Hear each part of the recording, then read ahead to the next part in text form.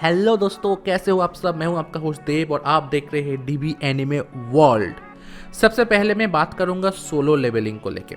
Solo levelling को लेके बहुत हाइप है, बहुत ज़्यादा हाइप। मतलब क्यों बनेगा, क्यों बनेगा, सब कुछ क्यों बनेगा, कौन बनाएगा, कैसे बनेगा, स्टोरी लाइन क्या होगा, एडेप्टेशन क्या होगी, बहुत बड़ी बड़ी चीज़ें हैं। और इसी बहती हुई गंगे में हाथ धोने के लिए टावर ऑफ गॉड का भी सीजन 2 अनाउंस हो चुका है। तो सबसे पहले सोल इम्पैक्ट आते हैं, उस पर मैं बाद में आऊँगा। सबसे पहली बात है कि स्टोरी मजरा चल के आ रहा है, इतने दिनों तक इसका एडेप्टेशन क्यों नहीं हुआ, अभी क्यों हो रहा है, ऑथर का क्या राय है और इसमें क्या क्या बदलाव होगी, ये सब चीज़ों को लेकर बात करूंगा। स्टोरी लाइन लेकर नहीं, क्योंकि स्टोरी लाइन अलग फैन का अलग अलग नज़रिया है जिसको मैं हार्ट दुख पहुंचाना नहीं चाहता हूँ। तो सबसे पहली बात है, इस कहानी को कर रहा है A1 स्टूडियो, जिन्होंने सोडा आर्ट ऑनलाइन कर चुका है। सोडा आर्ट ऑनलाइन के पूरा मास्टरपीस है। अगर वो सोडा आर्ट ऑनलाइन अच्छे से कर सकता है तो सोलो लेवलिंग भी कर सकता है, क्योंकि दोनों की कहानी करीब करीब सेम है। अगर आपने आरिफ उरेता से का एनीमे देखा होगा तो करीब करीब सेम ही की जून ओ नाम का एक लड़का है, जो ड्यूरिंग जो हंटर होते उसमें उसको नई ताकत मिलता है। ऐसे आरिफ उरेता में था हाजिमे, उसको भी उस तरह से ताकत मिलता है और उसके बाल सफ़ेद हो जाता है। तो इसका भी कुछ ऐसा ही कहानी है। उसके बाद वो हंटर बन के क्या क्या करता है, टोटल उसके ऊपर कहानी है। और टोटल 179 चैप्टर से दिसंबर 29, 2021 तक ये चला था, 2021 तक। इसके बाद इसका कोई अनाउंसमेंट नहीं हुआ एनीमे एडेप्टर्स को लेके। और सबसे बड़ी डिसअपॉइंटमेंट था जब मापा और मैड हाउस ने इसको मना कर दिया, क्योंकि उनके मुताबिक कि उनके पास शेड्यूल वक्त नहीं थे, जबकि असली कहानी कुछ और था। जैसे नो गेम नो लाइफ का जो चक्कर था कि पुलिस केस, कोर्ट केस चल रहा है, जब तक वो नहीं बंद होता तो कोई स्टूडियो उसको छू नहीं सकता है। वह छुएगा नहीं, रिस्क क्यों लेगा जब उसके ऊपर पुलिस केस, पोस्ट केस चल रहा है। नो गेम नो लाइफ आपको पता ही होगा। तो कुछ इस तरह का ही था कि टावर ऑफ गॉड और the God of high school, ये दो बिल्कुल नहीं चला। दोनों को प्रमोशन नहीं मिला, दोनों को बिल बोर्ड्स वगैरह बिल्कुल नहीं मिला जापान पे। मतलब जापानीज जो बाकी एनिमेज है उन्होंने इसको प्रमोशन करने ही नहीं दिया जापान पे। और सिर्फ कोरिया में प्रमोशन करके कुछ होगा नहीं, क्योंकि कोरिया में उतने एनीमे फैंस नहीं है कंपेयर टू जापान और इंटरनेशनल। तो आउटसाइड कोरिया की बात है। तो जब वो दोनों मिजरेबल फेल हो गए, मतलब टावर ऑफ गॉड और गॉड ऑफ हाई स्कूल, तो इनको लगा कि और एडेप्टेशन नहीं करना चाहिए, और एडेप्टेशन करना बहुत बुरा हो गया, फिर खतरनाक हो सकता है। तो इस वजह से इन्होंने क्या किया, इन्होंने कोरियन मानवों का एडेप्टेशन करना ही बंद कर दिया। जैसे नोबलेस भी निकला था, वो भी उतना अच्छा चला नहीं, लोगों ने उतना हाइप नहीं किया। टू बी ऑनेस्ट, बहुत लोगों को पसंद आया था पर वो मेजोरिटी बहुत कम था। ऐसे गॉड ऑफ हाई स्कूल का भी तो बहुत क्रिटिक था कि ये क्यों फॉलो नहीं किया, ये बहुत सारा स्किप कर गया, कहानी को बदल दिया बहुत सारे जगह पे। उसके मैं अलग किस्से में आऊँगा, मैं उसमें गॉड ऑफ हाई स्कूल के साथ हूँ, क्यों मैं उस पर अलग कहानी बनाऊँगा। टावर ऑफ गॉड का तो पता ही है क्या चल रहा है। तो मैं आता हूँ सोलो लेवलिंग पे। सोलो लेवलिंग पे 2-3 वजह थी। सबसे पहली वजह ये थी कि यहाँ पे कहानी पे जो सियोल को लेके जो हुआ था कोरिया पे, उसको जापान को एंटीगोनिस्ट या फिर विलेन बनाया गया था, जो जापान को पसंद नहीं आया था। मतलब जो लाइट नोवेल ट्रांसलेट होकर जापान पे बना था, तो जापानीज लोग उसको पढ़े नहीं थे, जापानीज लोगों को बिल्कुल पसंद नहीं आया था वो चीज़। और इस वजह से ऑथर ने एक चालाकी किया। क्या किया, ऑथर ने दूसरा लाइट नोवेल रिलीज किया ऑफिशियली जापान पे, जहाँ पे जो जिनहू था, जो ओरिजिनल कैरेक्टर था, उसका नाम बदल के हो जाता है सुन मिजुहाशी, कुछ ऐसा नाम होता है यहाँ पे। और उस हिसाब से यहाँ पे कुछ नाम था, कुछ स्टोरी था यहाँ पे, मैं यहाँ पे देखा था, 1 मिनट रुकिए, ठीक है। हाँ, सुन मिजुसिनो इसका नाम दिया गया था। और उस लाइट नोवेल में जापान जो सियोल पे था, उस जापान के टोक्यो कर दिया था। और टोक्यो करने के बाद वो विलेंस को अलग दिखाया गया था। मतलब पूरा का पूरा प्लॉट ही जापान पे शिफ्ट कर दिया था, ऑफिशियल लाइट नोवेल पे जो ऑथर ने खुद किया था। तो इस तरह की वजह से जापान ने इसको एक्सेप्ट किया। इसको इंग्लिश ट्रांसलेशन पे भी इसको बहुत हाइप मिला। अब A1 पिक्चर्स क्या कर रहे, कोरियन एडेप्टेशन को फॉलो ना करके जापानीज एडेप्टेशन को फॉलो कर रहे, ताकि जापानीज लोग इसको देखे, जापानीज लोग इसको नफरत ना करे या फिर इसका कोई बॉयकॉट ना करे। जैसे हमारे पे बॉलीवुड पे बॉयकॉट चलता है रोज, बॉयकॉट में बॉयकॉट ना चले।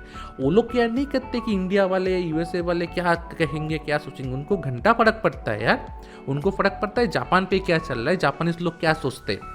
तो उनके मुताबिक ये A1 स्टूडियो जो ऑफिशियल जापानीज जो प्लॉट है जैसे टोक्यो को लेके उसका एडेप्टेशन करेगा, ना कि कोरियन वाला को। कोरियन एडेप्टेशन नहीं होगा, इसके जापानीज एडेप्टेशन होगा जो जापान पे सेट है, जहाँ पे जापान मेन है और जापान पे ही सब कुछ सेट है। जो तो यहाँ पे सारे कैरेक्टर्स का नाम भी आपको जापानीज में ही मिलेगा, प्लॉट टोक्यो को मिलेगा इंस्टेड ऑफ सियोल, और यहाँ पे विलेन जापानीज ऑफकोर्स नहीं होंगे, कुछ और कंट्रीज या फिर कुछ इंडिया ना दिखा दे, हो सकता है या फिर कुछ इमेजिनरी कंट्री दिखाएंगे। तो ये चीज़ यहाँ पे है। दूसरी बात, ये कब रिलीज होगा?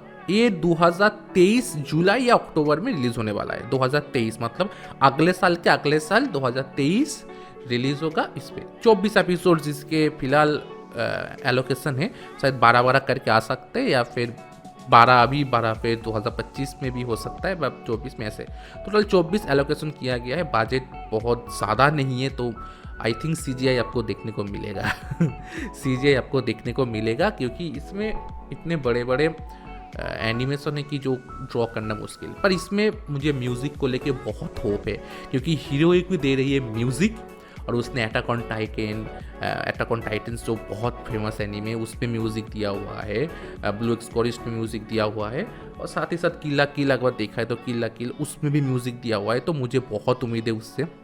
शिनसुके कर रहा है डायरेक्शन, जिन्होंने ऑलरेडी सोल्ड आर्ट ऑनलाइन, रीजीरो, बैंक ड्रीम कर चुका है। बैंक ड्रीम मेरा फेवरेट है, उसका कर चुका है डायरेक्ट। तो मुझे इस पे उम्मीद है कि इस पे जो डायरेक्शन होगा, जो स्टोरी लाइन होगा, मतलब स्टोरी बोर्ड जो होते हैं जिस तरह से एनिमे बनते हैं, स्टोरी बोर्ड फिर क्लिफ एनिमे स्टूडियो पे उसका डिज़ाइन फिर बाद में समझाऊंगा, छोड़ो।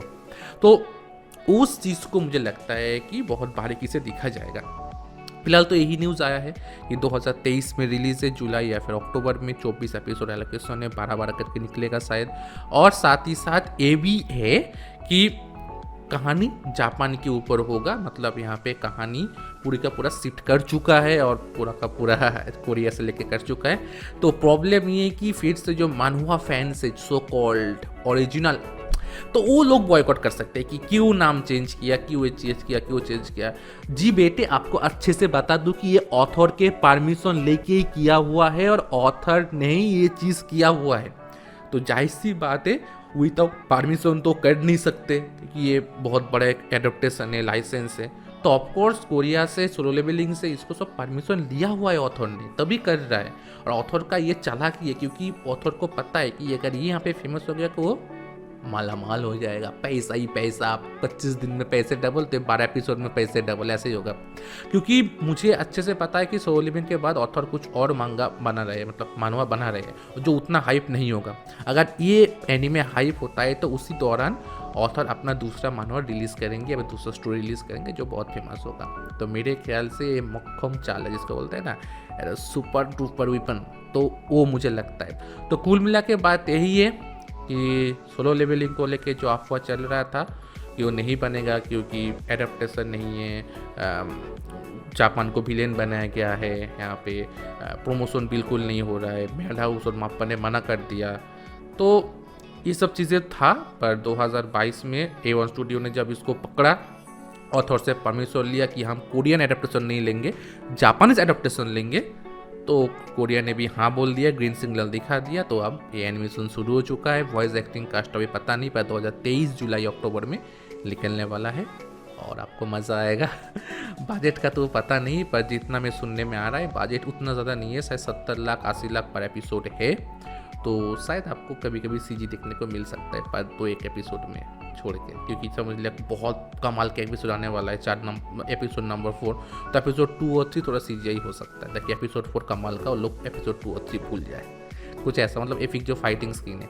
और हाँ, एक चीज़ और, आप सबको लगेगा कि पूरा का पूरा चैप्टर एडेप्टेशन क्यों नहीं हो रहा है, सिर्फ 12 एपिसोड में कितना कुछ दिखाएगा, सिर्फ 24 एपिसोड में कितना कुछ दिखाया जाएगा। तो चैप्टर स्किप्स होंगे, बिल्कुल होंगे चैप्टर स्किप, क्योंकि ये ओरिजिनली टू प्रोमोट वेबटून, ये प्रोमोट वेबटून के लिए होता है। मैं बाद में समझाऊंगा कि वेबटून प्रोमोट के लिए क्या, कैसे गॉड ऑफ हाई स्कूल ने किया था। तो ये ओरिजिनली टू प्रोमोट वेबटून है, तो आपको पूरा देखने को नहीं मिलेगा, आपको बस ग्लिम्स मिलेंगे, ग्लिम्स जिसको बोलते हैं ना, ग्लिम्स, कि ये चीज़ है क्या इसको पढ़ना टाइम वर्थ होता है, कि इसमें अपना वैल्यूएबल टाइम इसमें इन्वेस्ट कर सकता हूँ इस मानवा पे। तो उसका एक ग्लिम्स आपको नज़र आएगा 12 या 24 एपिसोड में। तो अगर आपको पसंद आता है तो आप मानवा पढ़िए और मज़े लीजिए, और आपको पसंद नहीं आता है तो एनिमे के मज़े लीजिए। काम ख़त्म, पैसे हजम। और हाँ, अभी क्रंचरोल में तो हिंदी डबिंग चल रहा है, रैंकिंग ऑफ किंग्स और बाइंडर्स ऑफ डार्लिंग क्या। तो आपको कैसा लग रहा है हिंदी डबिंग ज़रूर बताना, और आप ख्याल रखना अपना, मुझे दुआओं में याद रखना।